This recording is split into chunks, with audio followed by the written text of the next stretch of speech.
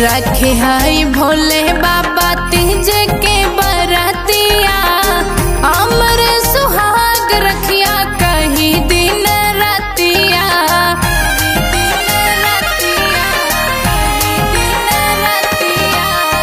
रखे हाई भोले बाबा तीज के बरतिया, अमर सुहाग रखिया कहीं दिन रतिया।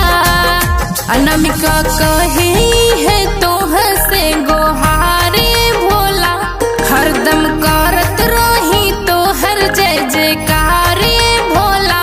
बाटे घर परिवार खुशहाल ये भोला, बाटे घर परिवार खुशहाल ये भोला।